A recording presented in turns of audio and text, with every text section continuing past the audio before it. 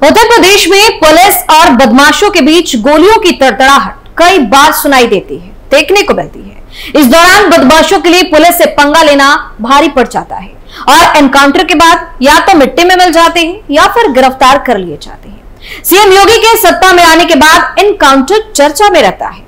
Police अपराधियों को खोज खोज कर अपना निशाना बनाती है, लेकिन कई बार ऐसी खबर भी सामने आती है जिसको जानकर हम हैरान हो जाते हैं और लगता है कि हम किसी फिल्म की कहानी देख रहे हैं, सुन रहे हैं। एक ऐसी एक खबर सामने आई है। नमस्कार, आप देख रहे हैं कैपिटल टीवी उत्तर प्रदेश और मैं हूं आपके साथ दिव्या सिंह। इस खास प्रोग्राम पर्दाफाश में आपका स्वागत है। पर्दाफाश में बात हो गई यूपी में हुए एनकाउंटर। यूपी में योगी के आदेश पर तगड़ा एक्शन, बदमाशों ने की मथुरा पुलिस पर फायरिंग। एमपी के 3 पारदी का यूपी में एनकाउंटर। योगी के डर से 9 बदमाशों ने किया सरेंडर। आज हम जिस एनकाउंटर की बात करने वाले हैं वो सुनकर आप भी चौंक जाएंगे, क्योंकि इस खबर में आगे ऐसी जानकारी आपको देंगे जिसको जानकर आप कहेंगे कि ये किसी फिल्म की कहानी जैसी है। सबसे पहले आपको बताते हैं कि एनकाउंटर कैसे हुआ और कहां हुआ। उत्तर प्रदेश के मथुरा में पुलिस मुठभेड़ में गुना के 3 पारदी घायल हो गए। शॉर्ट एनकाउंटर के बाद यूपी पुलिस ने 9 पारदी बदमाशों को गिरफ्तार कर लिया। गोली लगने से घायल होने वालों में 2 पारदी इसी साल मई में गुना के धनवादा में हुए मोहन हत्याकांड के आरोपी हैं। पुलिस ने इनके कब्जे से तमंचे, कारतूस और डकैती में इस्तेमाल किए जाने वाले औजार बरामद किए हैं। दरअसल 27 जुलाई को मथुरा पुलिस को मुखबिर से सूचना मिली कि मध्य प्रदेश के कुछ लोग कोसी थाना क्षेत्र की नई कामर रोड पर बैठे हैं। आपस में ये लोग अंधेरी खेलने की बात कर रहे हैं। मुखबिर ने इन लोगों को यह भी कहते सुना कि यहाँ के घरों के अलावा फैक्ट्रियों में भी अंधेरी खेल सकते हैं। आसपास के लोगों ने पूछा तो इन लोगों ने बताया कि हम लोग वृंदावन दर्शन करने मध्य प्रदेश के गुना से आए हैं। तो मुखबिर की सूचना पर पुलिस यह तो समझ गई कि मथुरा में रोजाना हजारों लोग दर्शन के लिए आते हैं, लेकिन जिस इलाके में ये लोग डेरा जमाए हैं वहां कई फैक्ट्रियां हैं और रहवासी इलाका है। ऐसे में अंधेरी खेलने का क्या मतलब हो सकता है? इसी रहस्य को सुलझाने के लिए पुलिस की टीम मुखबिर की बताई लोकेशन पर पहुंची तो पारदी बदमाशों के साथ मुठभेड़ हो गई। वही पुलिस को देखते ही पारदियों ने फायर कर दिया। फिर यूपी पुलिस ने भी एनकाउंटर में 3 पारदी बदमाशों को घायल कर दिया। इनमें राजवीर, राजा बाबू और राजभवन पारदी शामिल है। वही पुलिस को हावी होता देख सभी 9 पारदी बदमाशों ने सरेंडर कर दिया, लेकिन इसके आगे जो हुआ वो हैरान करने वाला है। यूपी पुलिस को बताया अंधेरी खेलने का मतलब। गिरफ्तार हुए पारदी बदमाशों से पुलिस ने सबसे पहले यही पूछा कि अंधेरी खेलने का क्या मतलब है। जब पारदियों ने पूरी बात बताई तो यूपी पुलिस के भी होश उड़ गए।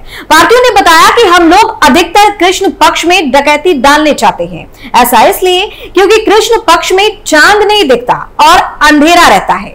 यह समय डकैती के लिए सबसे बेहतर होता है। डकैती डालने को ही हम लोग अंधेरी खेलना कहते हैं। पुलिस के सामने जब इन लोगों ने कई खुलासे किए तो पुलिस भी हैरान रह गई। वही सभी आरोपियों को यूपी पुलिस ने जेल भेज दिया है। अब गुना पुलिस भी मोहन पारदी हत्याकांड में शामिल दोनों आरोपियों को रिमांड पर लेने की तैयारी में जुट गई है। मोहन पारदी हत्याकांड में राजा और राम भवन थे फरार। मथुरा पुलिस की इस कार्रवाई में घायल हुए राजा पारदी और राम भवन मोहन पारदी हत्याकांड में फरार चल रहे थे। इन पर अपने साथियों के साथ मिलकर मुखबिरी के शक में मोहन पारदी की हत्या का आरोप है। गुना पुलिस इन दोनों आरोपियों का प्रोटेक्शन वारंट लेने की तैयारी कर रही है। एसडीओपी दीपा डुडवे ने बताया कि वहां की पुलिस अपनी कार्रवाई कर ले, इसके बाद आरोपियों का प्रोटेक्शन वारंट लिया जाएगा। जानकारी के अनुसार राजा पारदी पर 7 मामले दर्ज है। इसमें गुना जिले में 6 और मथुरा में 1 मामला दर्ज है। राजभवन पर 6 मामले दर्ज है। इस पर गुना जिले में 5 और मथुरा में 1 मामला दर्ज है। तीसरे बदमाश राजवीर पर 19 मामले दर्ज है। इसके अलावा पकड़े गए बदमाश राजेश पारदी पर 23 आपराधिक मामले दर्ज है। राधे श्याम पर 6, रंजीत पर 8 केस दर्ज है और श्याम, धनराज और वीरपाल पर यह पहला मामला दर्ज हुआ है। क्या था मोहन पारदी हत्याकांड? मामला इसी साल 12 मई का है। जगह है गुना जिले के धरनावदा थाना अंतर्गत बीलाखेड़ी गांव। मोहन पारदी बेटी अनिशा पारदी के साथ बाइक से मामी की अस्थियां लेने जा रहा था। इसी दौरान लाठी, फरसा, बंदूक से लैस कई लोगों ने इनका रास्ता रोक दिया। दोनों के साथ जमकर मारपीट की। महेंद्र ने मोहन पारदी को गोली मार दी। पुलिस ने इस मामले में 23 लोगों को आरोपी बनाया था। इनमें से 10 लोग पहले ही गिरफ्तार हो चुके हैं। पिछले कुछ सालों से पारधी समाज में 2 गुट बन गए हैं। इन दोनों ही गुटों में वर्चस्व की लड़ाई चल रही है। कई बार दोनों गुट आमने सामने हुए हैं। दोनों ही गुट एक दूसरे पर पुलिस की मुखबिरी करने का शक करते हैं। कुछ समय पहले एक गुट के कुछ लोगों को राजस्थान पुलिस ने पकड़ लिया था। उन्हें मोहन पारधी पर मुखबिरी करने का शक था। इसी शक में मोहन पारधी की हत्या कर दी गई। इसे कहते हैं अंधेरी खेलना। दरअसल पारधी समाज का डकैती और चोरी करने का एक अलग तरीका है। जानकार बताते हैं कि ये अधिकतर कृष्ण पक्ष में डकैती डालते हैं। कृष्ण पक्ष वो समय होता है जब रात में चांद नहीं दिखता और अंधेरा रहता है। ये इस समय को वारदात के लिए सबसे मुफीद मानते हैं। इस समय में डकैती डालने को ये अंधेरी खेलना कहते हैं। वारदात को अंजाम देने के लिए महिला सहित ये लोग बड़े शहरों में पहुंचते हैं। अब गौर करने वाली बात यह है कि सबसे पहले महिलाएं बड़े शहरों में जाकर चौराहों, पॉश कॉलोनियों में रेकी करती हैं। चौराहों पर सामान बेचने, गाड़ी साफ करने के बहाने ये अमीर लोगों को टारगेट करती है, उनका पता लगाती है। जो गाड़ी वाला अमीर लगता है, महिलाओं के इशारे पर एक व्यक्ति बाइक से उसका पीछा करता है और उसकी लोकेशन का पता कर लेता है। इसके बाद महिलाएं उस पते पर जाकर मोहल्ले सहित उसके घर की रेकी करती है। उसके घर की एंट्री एग्जिट से लेकर तमाम जानकारियां जुटाई जाती है। फिर सारी जानकारी पुरुष सदस्यों को दे दी जाती है। वारदात से पहले क्या करते हैं पारधी बदमाश? बता दें कि महिलाओं द्वारा दी गई जानकारी के बाद पुरुष सदस्य संबंधित घर में वारदात करने घुसते हैं। वे सबसे पहले घर में पहुंचकर पूजा करते हैं या फिर शौच करते हैं। डकैती करने वाले इसे शुभ मानते हैं। पूजा करना या शौच करने के बाद ही वारदात को अंजाम देते हैं या अपनी कुलदेवी की पूजा करते हैं। उन्हें याद करने के बाद वारदात को अंजाम देते हैं। पारधी समुदाय में युवक तभी शादी के लायक माना जाता है जब उस पर केस दर्ज हो जाए। लड़का नाबालिग रहते ही छोटी मोटी चोरी से अपराध की दुनिया में कदम रखता है। गुना के पारधियों के नाम देश की सबसे बड़ी ट्रेन डकैती में भी आ चुके हैं और इस केस को सुलझाने के लिए नासा की मदद लेनी पड़ी थी।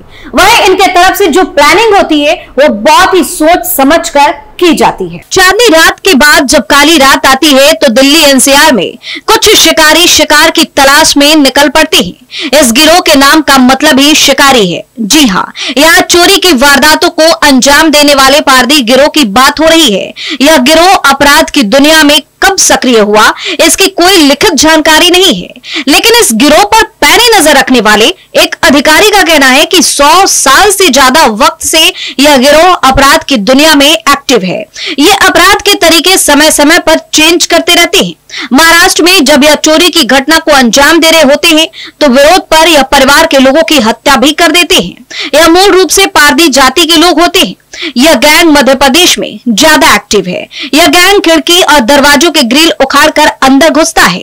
इसके अलावा मध्य प्रदेश के गुना जिले में भी आरोपी आकर पहले दिल्ली एनसीआर में बंद घरों को खोजते हैं और जैसे ही इन्हें अनुकूल माहौल मिलता है घर का सारा सामान उड़ा लेते हैं। मीडिया रिपोर्ट के मुताबिक अधिकारियों ने बताया कि देश के विभिन्न जिलों में बंद गिरोह के बदमाश जेल के अंदर ही नए साथी का चुनाव कर लेते हैं। जेल के अंदर ही साजिश रची जाती है।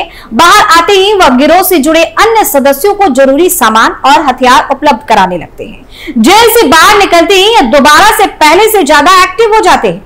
अधिकारियों ने बताया कि पहले यह बाहर से आकर किसी जिले में वारदात करने चले जाते थे, लेकिन अब स्थानीय लोगों की मदद से चोरी करते हैं। बाइक सहित अन्य सामान स्थानीय लोग ही उपलब्ध करा देते हैं। कई बार स्थानीय लोग वारदात में सीधे शामिल भी हो जाते हैं। ये लोग खिड़की की ग्रिल उखाड़कर भीतर दाखिल होने के बाद लूट और चोरी करते हैं। गिरोह में बालक, किशोर और महिलाएं भी शामिल होती हैं। वही पुलिस का कहना है कि गैंग से जुड़े बदमाशों के कहर से बचने का तरीका यही है कि जब भी कोई अनजान दरवाजे पर दस्तक दे तो दरवाजा ना खोले। कुछ भी संदिग्ध लगने पर तुरंत पुलिस को सूचित करें। घर के चारों तरफ उचित प्रकाश की व्यवस्था करें। साथ ही घर में सीसीटीवी जरूर लगाएं। पर्दाफाश में आज के लिए इतना ही। आप अपनी राय हमें कमेंट करके जरूर बताएं और देखते रहिए कैपिटल टीवी उत्तर प्रदेश। नमस्कार।